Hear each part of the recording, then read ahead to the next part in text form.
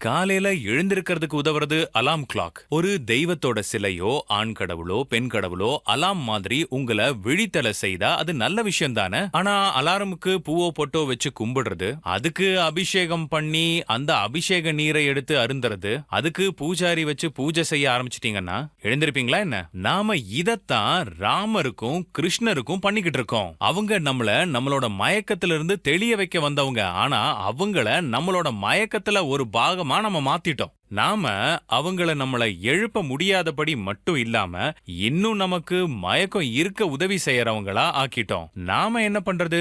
மேலங்கொட்டுறது, மணி அடிக்கிறது, தேங்காய் உடைக்கிறது. ஆனா இந்த அலாம் மட்டும் அடிக்கவே மாட்டேங்குது. அலாம் அடிக்கிறத தவிர அதை சுத்தி நடக்கிற எல்லாத்தையும் ஏத்துப்போம். இப்படி செய்யற நாம அலாம் மட்டும் அடிக்கவே கூடாது, நம்மள தூக்கத்திலிருந்து எழுப்பிடக் கூடாது அப்படின்னு தான் யோசிக்கிறோம் இல்லைங்களா?